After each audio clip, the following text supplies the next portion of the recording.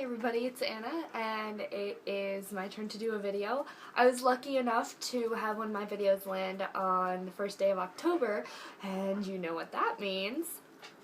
It's spooky time. You know, I think every Halloween I get a little bit more spooky, and it lasts a little bit longer and starts a little bit earlier to the point where it's just gonna be Halloween all year round, and I'm pretty much looking forward to that. But for now, and for those of you seasonal spookers, I'd like to recommend a few great reads for in the Halloween season. Nothing really super scary, but I've got a classic, a nonfiction, and a pretty good up-and-coming fiction for you guys to check out to explore the real reason for the season. Which actually really has nothing to do with a lot of this stuff. Like, the origin of Halloween is really religious and traditional, but I kind of like what's become of it. The classics. Edgar Allan Poe has always been one of my favorites. He is the king of spook. And it's really tragic, the reason that he was so good at writing these, like, terrifying stories. But there's a lot of depth in his works beyond, like, The Telltale Heart and, like The Fall of the House of Usher and those that you're like required to read in school. So I definitely recommend getting a set of his complete tales and poems. Some of his poems are just astoundingly artistic, and not all of them are that super sad. So if you get a chance to check out the King of Horror short stories, then please do. Obviously, you don't have to read the whole thing, but if you have, 10-15 minutes, and you're like me and not one of those people that likes to read in short bits, you either have to do it all day or not at all. Short stories and poems are the obvious choice, and this is a great set for the Halloween season. Now, the fiction that I want to recommend is called Cirque du Freak by Darren Shan. There's also a manga of this out, I found out. I wasn't a huge fan of the manga when I checked it out, but I really liked the original book. It's kind of a short read, fairly easy read, but it's got a lot of very interesting characters. It wasn't written for an older age group, obviously, but it's become a very successful fiction novel. They're making a film out of it. I don't think it's out yet as a film, but I was really impressed with the writing style.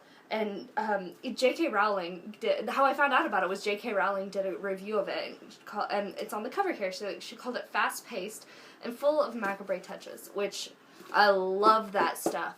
Like, it's a solid story about realistic people, but then there's this little, dark elements and stuff that, that Edgar Allan Poe type stuff, but it's more appealing to the masses because it's in a fun, kind of vintagey circus vibe.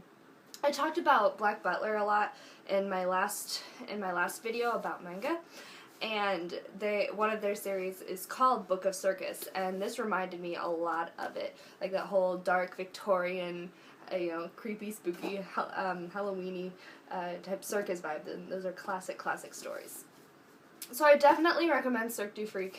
It's a fairly quick read, very Halloweeny, and something that's easy to share with others. Now, nonfiction reading. Not something you always hear about for Halloween, and I don't have a copy of it because when I read it, it was on loan from the library, but it's called Gothic Charm School by Jillian Venters. Jillian Venters, please Google her, find her blog. She is the loveliest woman alive, I swear to God, and has this amazing, like, Gothic Lolita style that she has just stuck with for so long. And she wrote a book called Gothic Charm School, which is, it sounds like a great fiction title, right? But it's nonfiction. I read it in high school, and I was like, dude, this is the coolest thing ever. I want to be spooky for the rest of my life. Because it explained things from a goth perspective and talked about etiquette on, like, so one of your friends went goth. How do you not be weird around them? Or how do you not be a jerk and stare in public all the time? Or if you are of the spooky nature, how do you deal with people that are rude to you? How do you put off a positive perception of yourself and your fashion choices and, try to give people a better view of the world? And basically, obviously, all it comes down to is be a nice person on either end. Just don't be a dick. Rule number 1.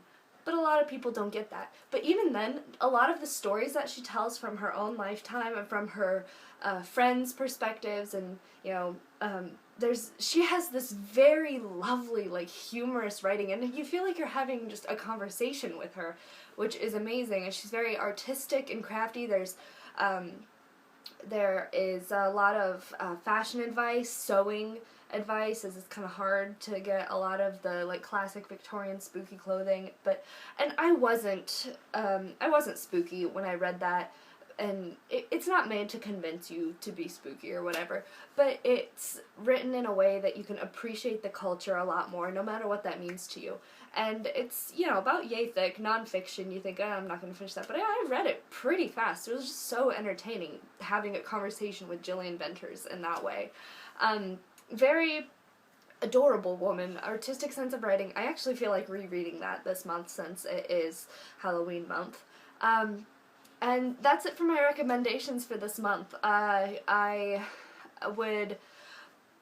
probably going to keep the rest of this theme for the rest of the month. And I'm probably going to be keeping the whole spooky theme for the rest of the month, if not the rest of the year and or the rest of my life. But specifically for this month when it comes to reading recommendations for you guys. So have a good month, have a safe Halloween, and I'll see you later. Huh? Do you want an eyeball? Huh? Yeah. Who needs a black cat when you got a big black dog, right?